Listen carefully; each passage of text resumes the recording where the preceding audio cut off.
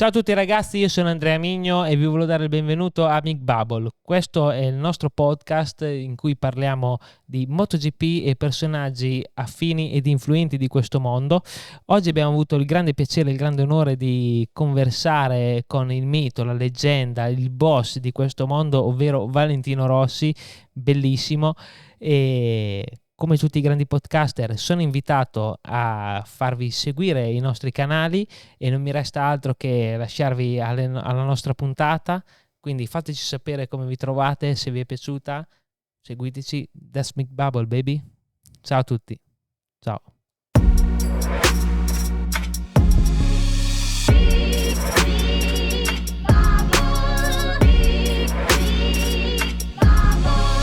Ciao a tutti ragazzi, benvenuti a un'altra puntata di Mick Bubble. Eccomi qua a presentare come sempre con me il mio co-host Filippo Carloni H. Fisci. Ciao Phil. Ciao a tutti, ciao come ragazzi. va Phil? Tutto bene? Dipende dai punti di vista, in generale ti dirò. Ciao di sì. Phil. Oggi insieme a noi puntata a dir poco emozionante. La leggenda, nonché il primo laureato di Mick Bubble. Anche io sono laureato, però quello il primo ospite laureato. Il primo ospite laureato. Salute the master, salute the doctor, salute from Tavuglia, Valentino Rossi. Ciao Vale. Ciao Vale. Ciao Fisci, ciao Mig. Ciao ragazzi, ciao a tutti. Ciao a tutti. Ciao, bellissimo. Dai. Mi piace essere il primo laureato di questo ospite. podcast, grande, sì. Per noi ovviamente è un piacere immenso, è un'emozione, ti devo dire la verità. E questo partiamo subito con questa puntata, diciamo che mettiamo subito una marcia della Madonna, secondo me.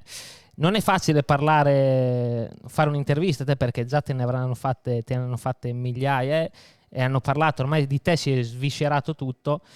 Infatti oggi parliamo di flora e fauna dell'Appennino tosco-emiliano. No, scherzo. Ovviamente la prima domanda, come sempre, del nostro podcast è: come stai, come va? E questa è sempre la nostra prima domanda: come va, come stai? Ciao a tutti, intanto, ciao. Sono molto contento di essere qua al Mick Bubble assieme a voi due.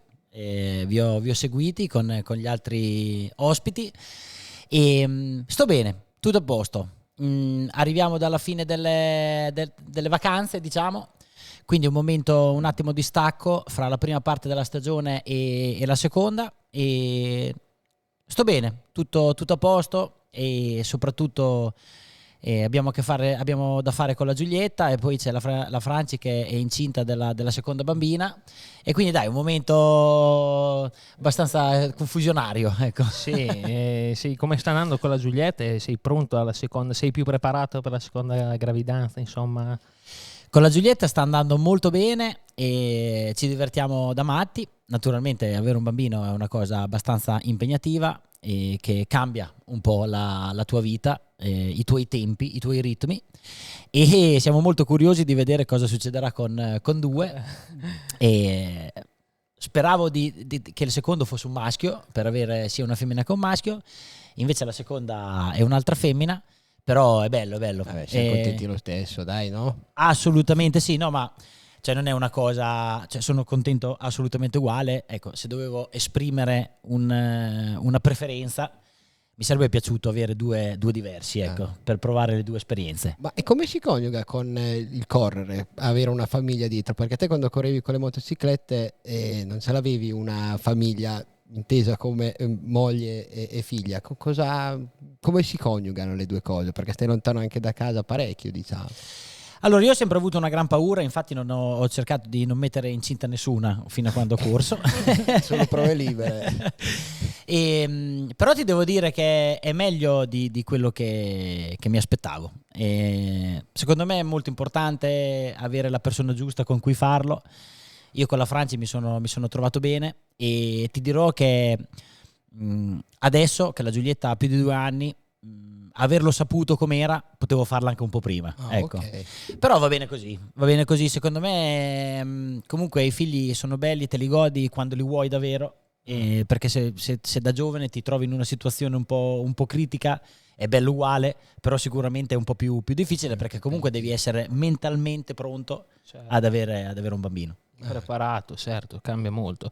Ma invece attualmente, rimanendo al presente, come sta andando con le macchine, con le gare, come ti trovi, quali sono i feeling, come va con le macchine? Io perlomeno, ma come tanti ti seguiamo anche sulle macchine. Con le macchine sta andando piuttosto bene. E, anche se quest'anno stiamo delle volte facendo un po' più fatica rispetto all'anno scorso, perché l'anno scorso eravamo un po' più competitivi, e l'anno prossimo uscirà la M4 GT3 nuova, la Evo 2, e quest'anno ne sono uscite altre macchine Evo 2 tipo la Lamborghini eccetera, che hanno fatto un bello step, la Ferrari eccetera, quindi facciamo un po' più di fatica, però ho fatto qualche podio. E diciamo che è una stagione un po' di transizione per me, perché ho provato anche a fare il WEC, che è il mondiale, e ho fatto sia il WEC che il Fanatec, diciamo GT World Challenge, che diciamo che è l'europeo, però l'anno prossimo dovrò decidere quale fare, se uno o l'altro, perché sinceramente quest'anno sono troppe gare, ho fatto 16 e troppo lungo. Si è avvicinato appunto come impegno quasi più al motomondiale, dovendo girare tanto di più il mondo rispetto al Fanatec, no? Col WEC? Sì, perché il WEC è il mondiale, si va anche molto fuori Europa, bello, abbiamo corso in Brasile, andremo a correre a Austin, andremo a correre a Fuji in Giappone, e in Qatar per esempio, però è un bel impegno. L'anno prossimo vorrei fare dalle 10 al massimo 11 gare più o meno. Ma a livello di allenamento invece, rispetto alla motocicletta con cui hai corso fino all'altro ieri, cosa cambia? Siamo lì come livello, come ritmo, come tempistica? Allora, secondo me la moto, la MotoGP alle macchine si può paragonare solo alla Formula 1, okay. Come tempistiche, intensità e anche come fatica fisica, perché la MotoGP è un'altra cosa. Per noi che siamo appassionati di moto non basta neanche la Formula 1, però devo dire che la Formula 1 siamo lì. E il campionato che faccio io è un po' meno impegnativo fisicamente. Io mi alleno sempre, tutti i giorni, perché mi piace essere in forma, però per essere un top rider in MotoGP ti devi allenare di più, quindi ti devi fare più fatica, perché è più fatica guidare la moto che la macchina. Non sono ancora mai venuto a una gara di macchine, delle tue gare, ma a livello di paddock com'è? C'è tanta gente come nelle moto, meno, o comunque il paddock delle macchine rispetto a quello delle moto com'è? Allora, il livello di lavoro, ingegneri, gente, investimenti, già il campionato che faccio io è molto simile alle moto, perché comunque le macchine è tutto di più. Però come hype intorno la MotoGP è molto di più, e naturalmente qua ci sono io, e quindi comunque c'è un po' di gente nel paddock, perché comunque qui poi paghi, basta che paghi il biglietto puoi entrare, però la MotoGP è più famosa. Certo. Ma invece una domanda che mi è sempre premuto, ma te con le ruote scoperte non sei proprio pensato quando hai voluto approcciarti all'automobile, oppure non era possibile? Come mai? Io ci ho pensato soprattutto nel 2005-2006, più che altro fine 2006, ho fatto un po' di test con la Formula 1, e lì c'era stata la possibilità di smettere con le moto e di provare a fare una carriera in Formula 1, però non me la sono sentita, e sinceramente ho fatto bene, e cioè è stata la scelta giusta, perché comunque sapevo di avere tanti altri anni con le moto buoni. E secondo me con le macchine sono un buon pilota, però con le moto ero più bravo, ecco. Sì, probabilmente sì. Ma io ricordo, vedendo tutti i documentari, conoscendo praticamente tutto, che tu ci sono dei video che praticamente hai iniziato con le macchine, nel senso con quel kart stratosferico che ti aveva preparato Graziano. Hai iniziato con le macchine, praticamente vorrei andare a cominciare a scavare nel passato. E sbaglio, o appunto hai iniziato sulle 4 ruote?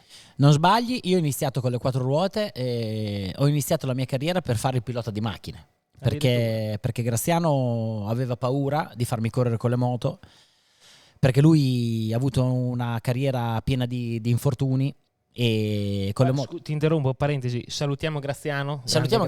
Quando salutiamo là, noi salutiamo un sacco di gente quando siamo qua, quindi ciao Grazia. Ciao Grazia. Ciao. E lui quindi, memore della sua esperienza, ha detto corriamo con le macchine, che è un po' più è un po' più sicuro, un po' meno pericoloso. Poi dopo sono arrivato a un certo punto che comunque correre in macchina già dai kart costa molti soldi, bisogna essere ricchi.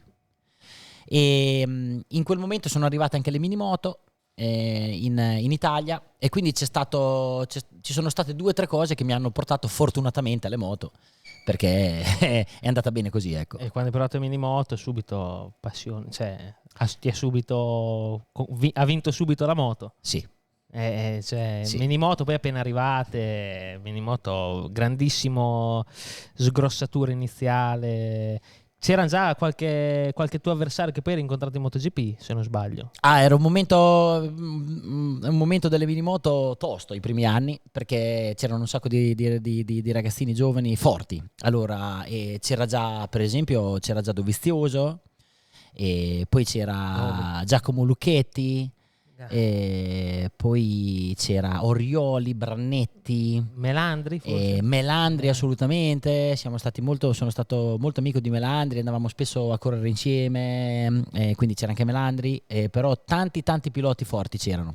C'era Sanchini, Mauro addirittura, Mauro, che tra l'altro anche grande lui Mauro. correva col 46, quindi Okay. Ma già per te? no, per lui. Ok.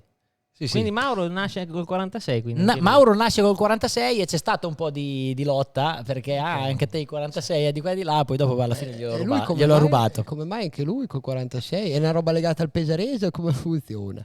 Ispirato- Lui non lo so, ma non lo so. Io perché i primi anni delle minimoto io ero molto amico con i fratelli Pagano, Marco e Maurizio Pagano di Rimini, e andavamo spesso alle gare insieme, e loro erano grandi appassionati di piloti giapponesi e mi avevano attaccato un po' questa cosa, e una volta abbiamo guardato una gara dove c'era questa wild card a Suzuka con il 46 che andava fortissimo. Allora da lì avevamo tutti il 46 sulle minimoto. Ecco, Quindi, esatto, da lì questa nasce subito una parentesi una domanda che avevo.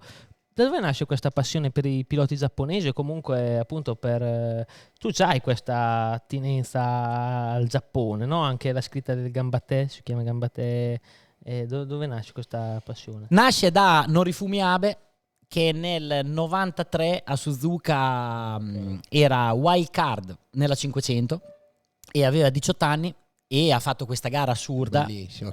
lottando con Duan, Schwanz e qualcun altro, e alla fine era velocissimo, un matto, li stava fregando a tutti, poi dopo è caduto, ha fatto una gran Poi botta. stava quella moto che sembrava che usciva da un cartone animato, i colori bellissimi. Sì, era Capelli che tipo uscivano dal casco. arancione e verde, o verde acqua, arancione o arancione bellissimo. verde. È così brutta che fa il giro, Dio. E lui aveva questi capelli lunghi che uscivano da dietro, 18 anni, e quindi mi aveva sflesciato.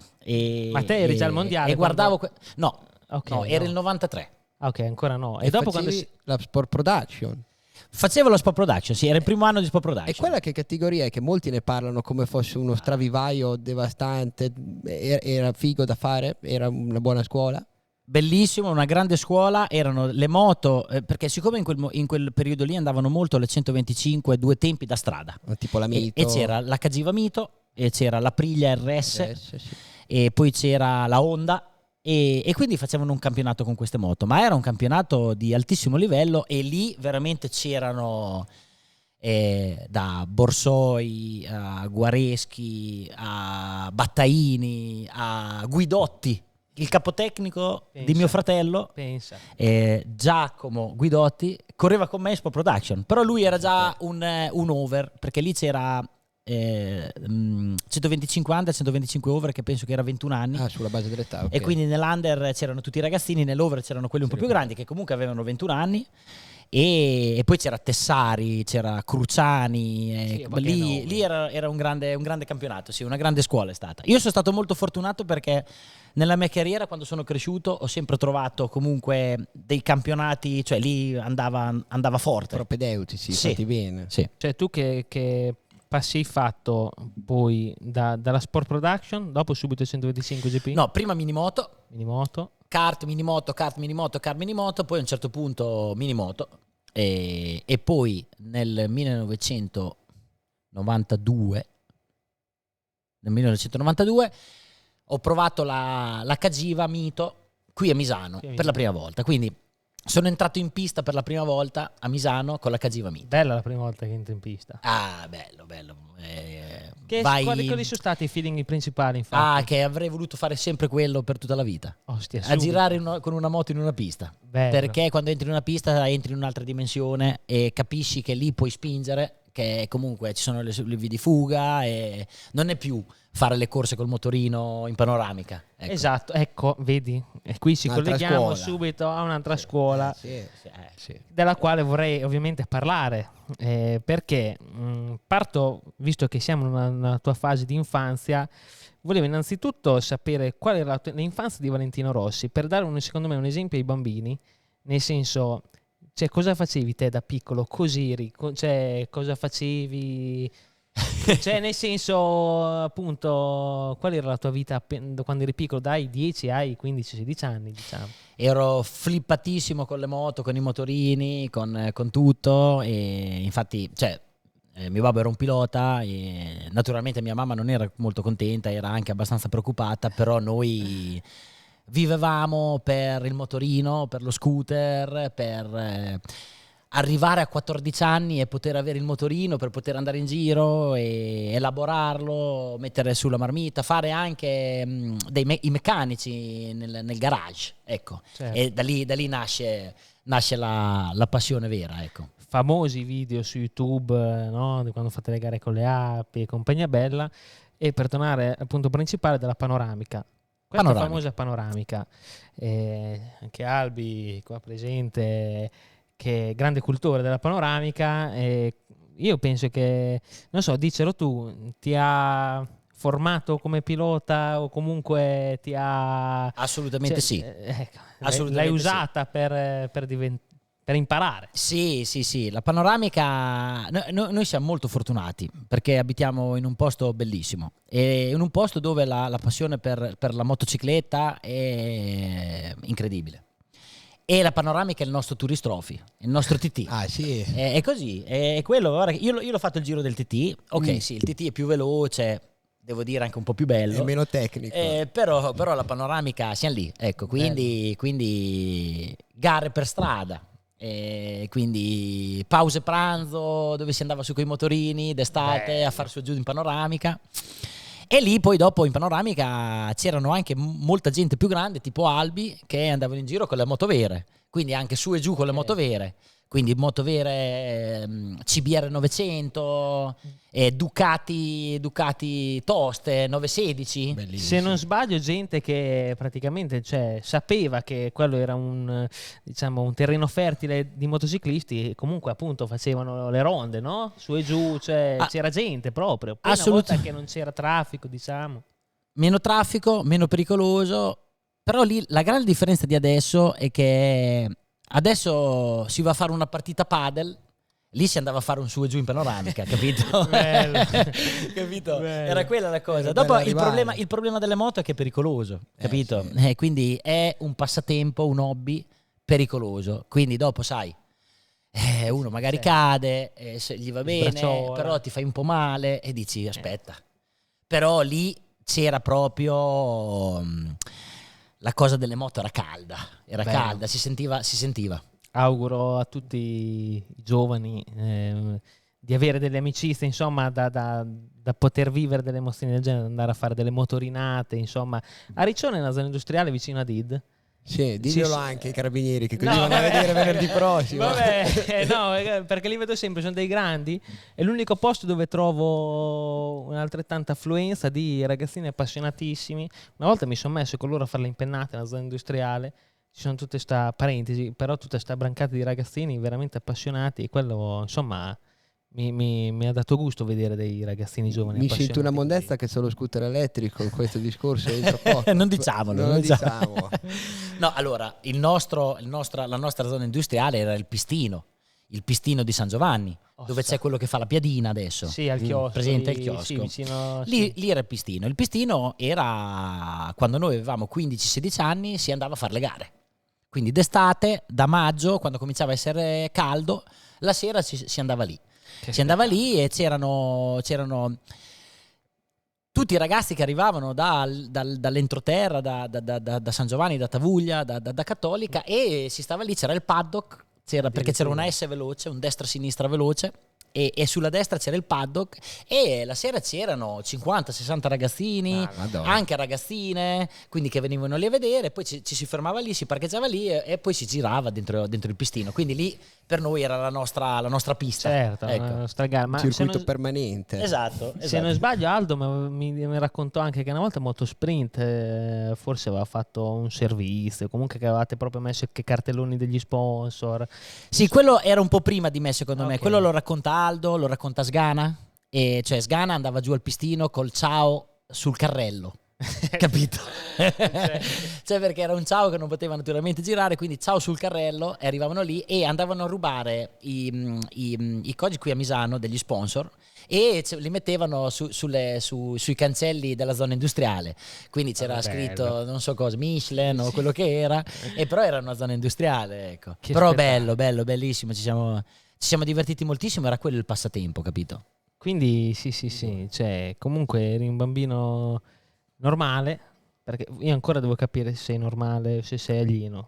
Ti volevo chiedere sta roba qua, prima tra le domande che ci volevamo porre era anche questa qui, se eri normale o alieno. Penso di essere normale e di non essere alieno. Questo è una cosa positiva per tutti gli altri normali esseri umani, che comunque io spero, mi immagino, di un ragazzino appassionato che veda questa puntata e, sapendo delle tue esperienze da giovane, possa comunque insomma dire cazzo, Valentino ha fatto così cos'ha ed è diventato Valentino Rossi. Ma infatti la domanda che viene spontanea è cosa fa cos'è che produce Valentino Rossi? Come fai a diventare Valentino Rossi se non sei un alieno, secondo te? Guarda, secondo me una grandissima pilota, passione e molta dedizione, cioè noi eravamo veramente da piccoli sempre sui motorini, sempre in giro a fare le impennate, sempre andare a cercare il cilindro, se era meglio quello Malossi di quello Polini, la marmitta rovesciata, il carburatore, la sera nel garage, molto tempo ci abbiamo passato, molta passione, cioè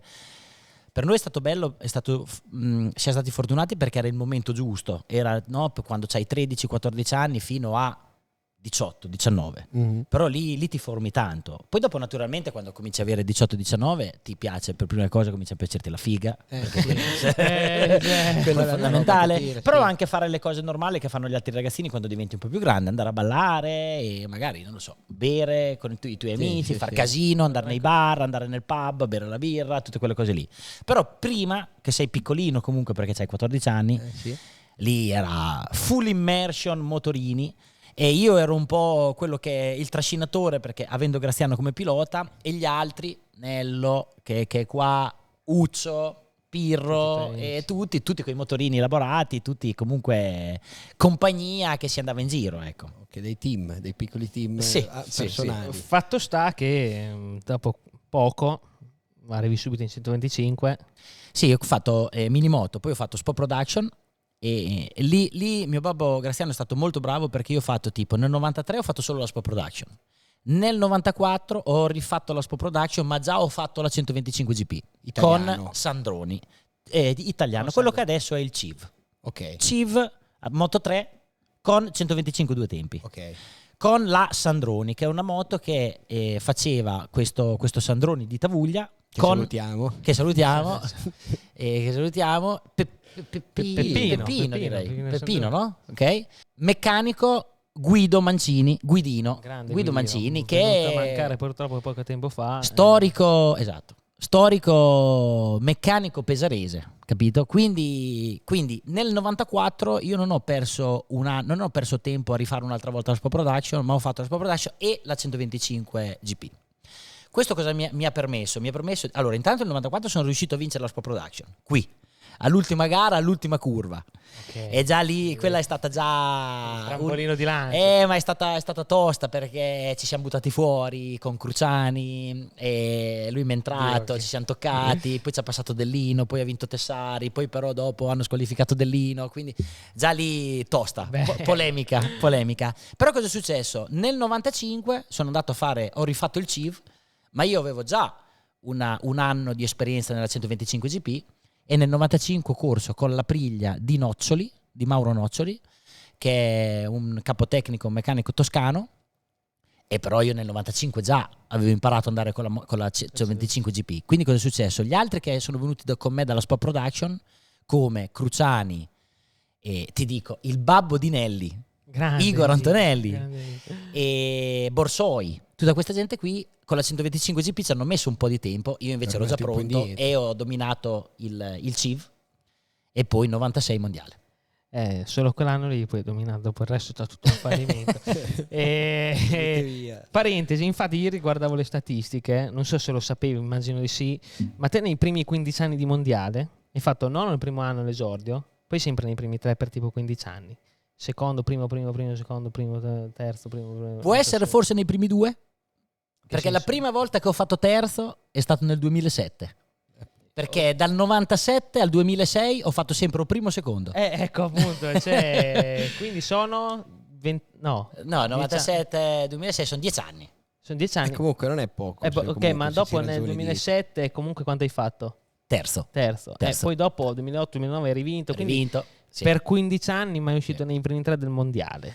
Mi è dispiaciuto moltissimo nel 2007 aver fatto terzo perché appunto c'era questa statistica dei primi 2. Addirittura, ok, ho capito. E nel 2007 ho fatto terzo perché a Valencia sono caduto e mi sono rotto una mano.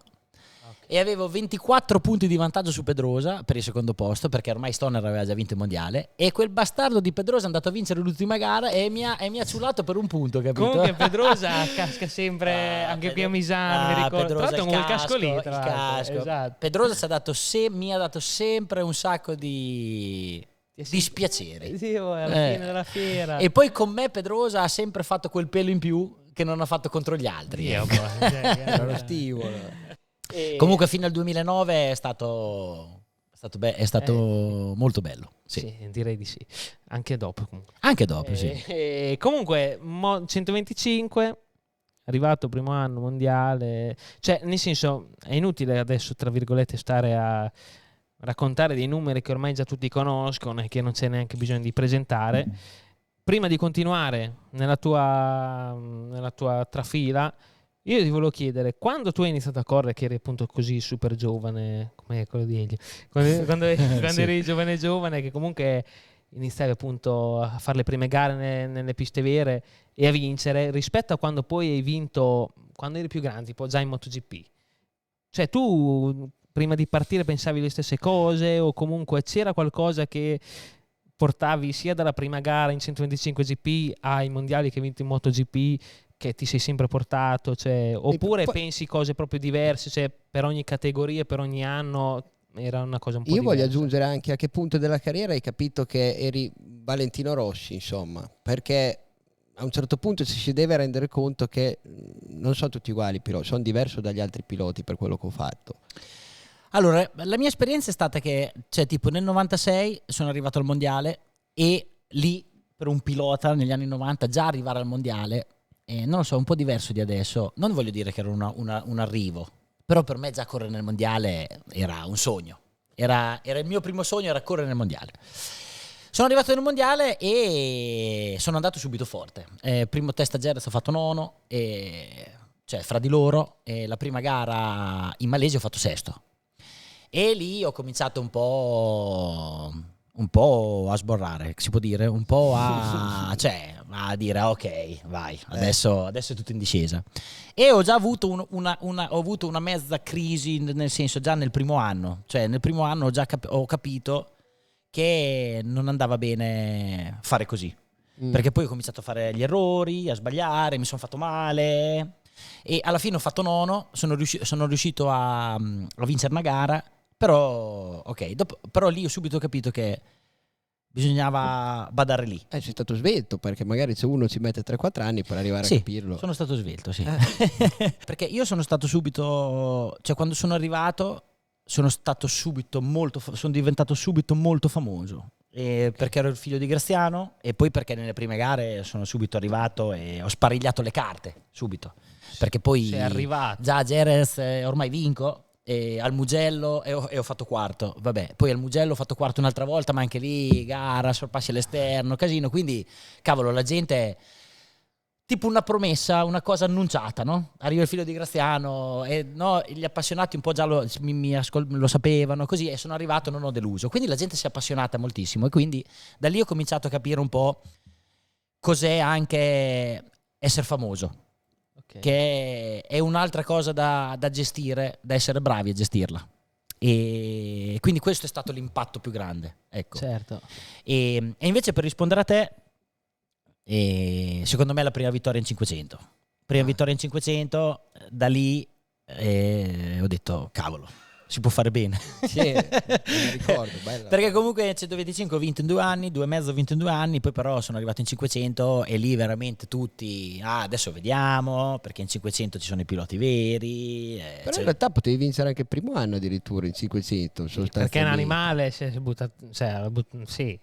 Però se no infatti ormai lo vince al primo anno, è stato secondo. Ho fatto secondo, ma l'ho buttato via. Sì, adesso, ma io non ho vinto il primo anno perché non ci credevo io. Okay. Perché sono arrivato lì e le prime 3 gare ho fatto 2 punti e Roberts ne ha fatti 60. E poi Roberts ha vinto il mondiale, ma gli sono arrivato tipo adesso non mi ricordo, 30 punti. Però l'ho buttato via le prime 3 gare, ma perché perché prima gara, giro veloce, poi mi sono steso. Seconda gara, ero secondo, mi sono steso. E poi a Suzuka non andavo, vabbè, però se arrivavo con la testa di dire lo vinciamo subito, può darsi che ce la facevo.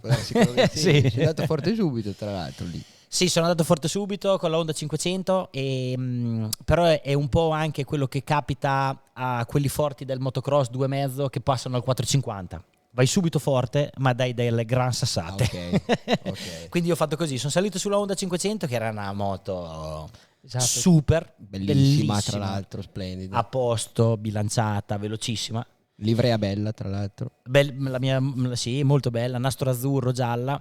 E però dopo devi pagare il prezzo di quelle 3, 4, 5 belle sassate che dai col 500, che quelle dopo ti fanno calmare. Sì. Io, la cinese dice, io faccio così, sono fatta così, dopo a te guidami, ma infatti com'era quando sei salito la prima volta sulla 500 che dici, sono nella classe regina, intanto com'era quello e poi com'era anche confronto alla prima MotoGP che hai provato? Allora, il primo test della 500 è bellissimo perché sono arrivato a Jerez alla fine del 99 e sono riuscito sono arrivato con 2 tute della Honda perché avevo fatto fare tutte le tute così da Aldo, con Aldo così, e però il mio manager si era messo d'accordo con la Aprilia che avrei dovuto usare le tute Aprilia. Quindi sono arrivato a Jerez con 2 tute Honda nuove di pacca e non le potevo usare. Quindi senza tuta, perché la tuta dell'Aprilia l'ho lasciata a casa.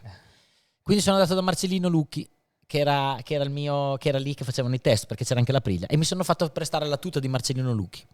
E nel frattempo abbiamo chiamato Filippo Palazzi, che era un nostro amico a Tavuglia, e gli abbiamo detto: guarda, ti prendiamo un aereo, portaci la tuta dell'Aprilia, perché si facevano due giorni. Ma poi la roba più bella è stata che sono andato per aprire la mia borsa, il casco, e invece di prendere la borsa col casco ho preso la borsa con le visiere. Quindi sono arrivato lì e ho aperto la borsa con la borsa e c'erano dentro 8 visiere senza casco. Allora lì cosa ho fatto? Già momento di panico perché non avevo portato la tuta. Eravamo io, Uccio e Gibo, che era il mio manager. Mi hanno rubato il casco. No, mi ha rubato il casco. Lì ho avuto il colpo di genio, no? Mi ha rubato il casco perché arrivavamo da Malpensa, bastardi, mi ha rubato il casco, mi hanno aperto, mi ha lasciato solo le visiere. Quindi mi sono salvato così, ma non avevo neanche il casco in realtà. Quindi ho provato la prima volta la 500 con la tuta di Marcellino Lucchi e il casco di Gregorio Lavilla, che era un pilota Kawasaki Superbike che aveva il suo casco e aveva una GV. E quindi io avevo la GV e quindi sono andato dalla villa e gli ho detto: mi presti in casco perché me l'hanno rubato. Ma tu lo sapevi benissimo che l'avevi portato. Certo, io lo sapevo benissimo, però... E dopo a Uccio gli ho detto, perché Gibo mi faceva il culo, quindi a Uccio gli ho detto: oh, Dio, me lo sono dimenticato. Mi ha detto: ma sì, proprio sonato. E a parte questo, la prima volta che ho provato la 500 è uno di quei momenti nella carriera di un pilota che non ti dimentichi mai. Bello. Perché cazzo, quando gli dai il gas, quella lì proprio ti lanciava nella stratosfera. E mi ricordo la sensazione della pista che si stringeva. Mi ricordo che a Jerez proprio la pista si stringeva e diventava piccola. E una bella sensazione. Poi però alla velocità ci fai l'abitudine. E il giorno dopo, il secondo giorno, quando mi è arrivata anche la mia tuta, perché quella di Luke mi arrivava a mezzo polpaccio qua, quando mi è arrivata la mia tuta e il mio casco, sono andato anche forte, e sono stato subito veloce. Sì, infatti, se non sbaglio, mi aveva raccontato che aveva raccontato anche davanti lei, subito al primo test. Ero stato subito molto veloce. E ero stato molto veloce fino a Phillip Island.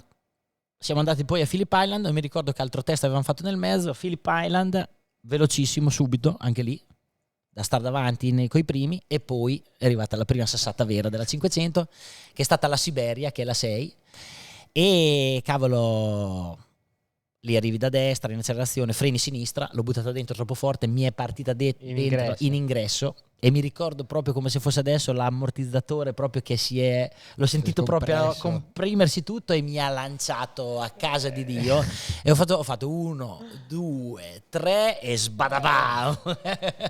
Allora dopo lì un attimo, dopo turno dopo un attimo sì. più. E infatti poi in quel periodo della 500 arriviamo appunto nel proseguo della tua carriera, senza dimenticarci che avevi già vinto 2 mondiali. Arrivi in 500 e parte anche forse la tua prima rivalità più importante, perché in 125-250 alla fine grosse rivalità, perlomeno. 250 con Capirossi è stata tosta, 250 con Capirossi è stata tosta, perché comunque ci siamo scontrati, e nel 98 lui ha vinto il mondiale, e poi nel 99, cioè dopo lui, c'è stata la bega con Arada. Ma infatti te hai fatto secondo perché è cascato Arada. Io ho fatto secondo di un punto, okay. Al primo anno. nel 98. Hai vinto il Gran Premio, se non sbaglio. Ho vinto le ultime 4 gare di fila, e l'Argentino ho vinto, e alla fine con Arada caduto e Capirossi squalificato ho perso il mondiale per 1 punto. Pensi che Pensa. Cioè, quindi mi bastava 2 punti in più, potevo vincerlo.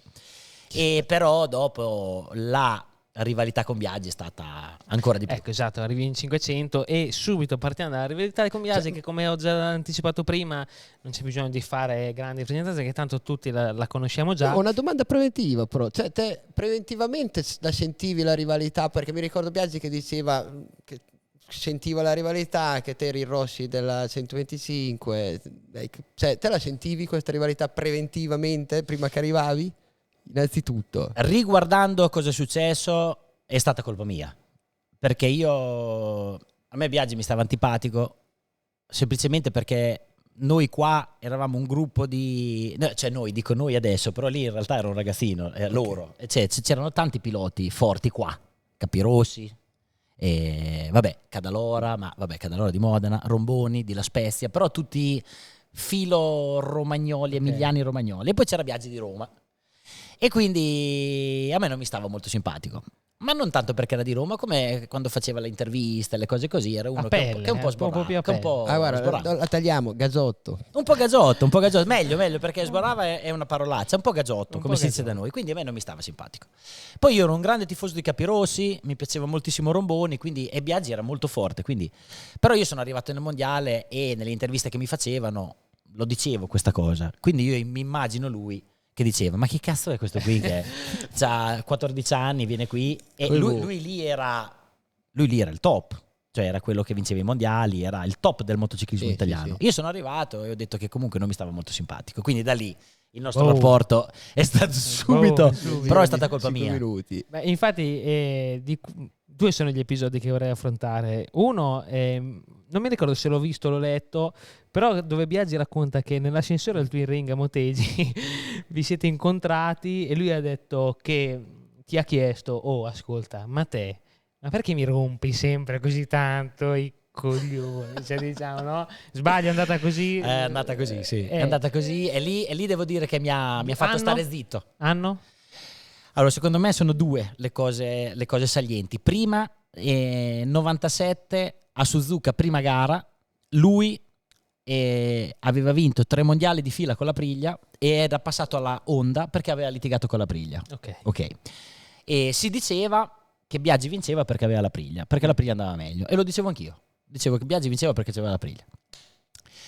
Litigio, Biaggi va alla Honda, che la Honda era meno competitiva, e l'Aprilia fa un super team con Arada e Capirossi. cavolo, quindi tosta per Vita- Biaggi. sì. Però lì Biaggi era il top, Marlboro, era figo.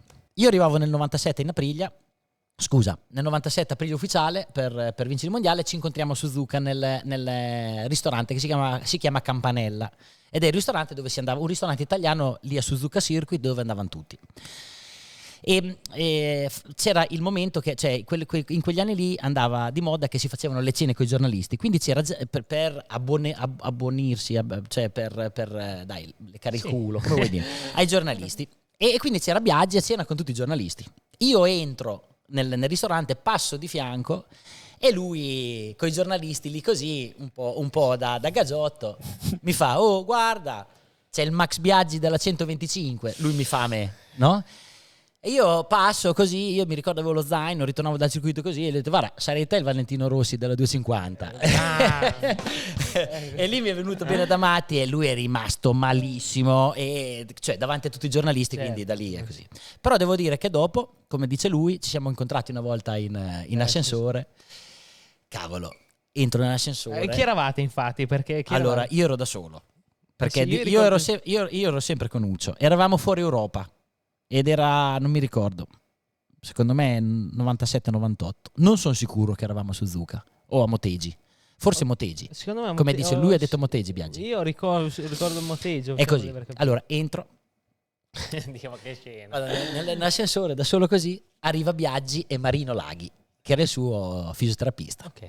Presente quando si stanno chiudendo le porte, che arriva uno e si riaprono le porte ed entrano loro due. Io dico, no, nell'ascensore io ero da solo e era un periodo che ci rompevamo il cazzo con i giornalisti e lui mi ha detto: oh, ma dai, ma perché mi rompi così i coglioni? Ma io, ma che cazzo fai? Meno. E io non mi ricordo cosa gli ho detto, però mi ricordo che l'ho accusata. Devo dire che lì mi ha messo i piedi in testa, sì. cioè mi ha messo nell'angolo. Okay. Mi ha detto: oh, coglione, fa basta di rompere le palle. E cavolo, l'ho accusata lì, però ci stava. E certo, ma invece l'altro bello, che racconti, Burdelli. Sì. Ma infatti da quella volta lì sono stato sempre attentissimo negli ascensori degli hotel, capito? Sempre a guardare chi c'era. Ma invece l'altro episodio di questa grande rivalità con Don Biaggi, che da appassionato penso che entrambi vi ha fatto diventare anche quello che siete, perché comunque ci avete dato tantissimo.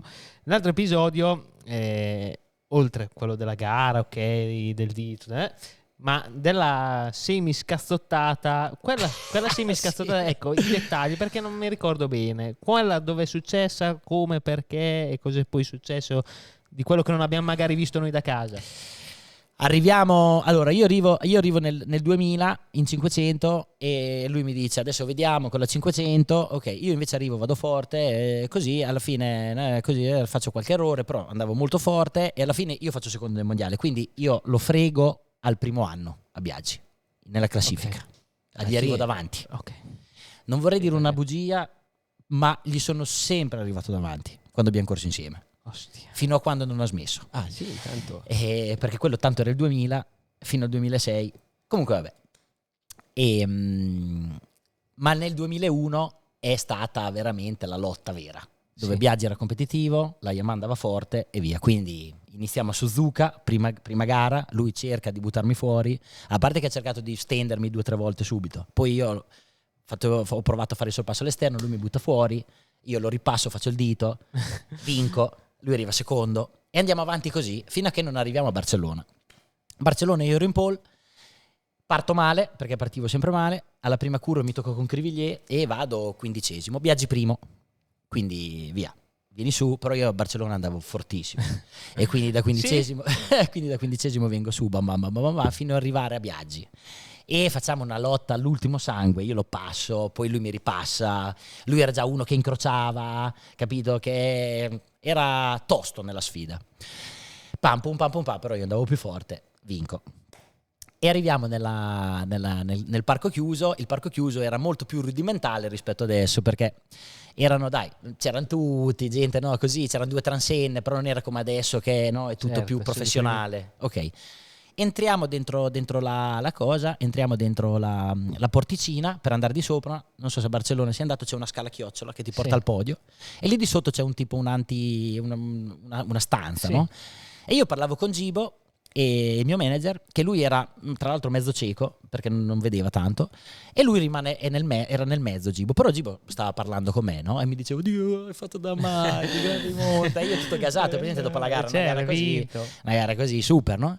Arriva Biaggi e c'era Gibo nel mezzo e Biaggi gli dà una gomitata o una spinta, comunque gli dà forte a Gibo. Cavolo, Gibo si gira, perché lui mezzo ciecato, gli dice: ma che cazzo fai? E Biaggi gli dà tipo una manata, gli volano via gli occhiali a Gibo, no? Ma tosto, è stato tosto, cattivo. Tafferuglio, poi va su nella scala. E io gli dico: oh, ma che cazzo fai? No? E lui mi dice: vieni su che ce ne sono anche per te. Come il Cocoricò, bellissimo. Era tutto rosso, incazzato come una iena, aveva la bavetta qua. Ha detto: vieni su che adesso ce ne sono anche per te. Cazzo, io l'ho guardato e ho detto: mi mena.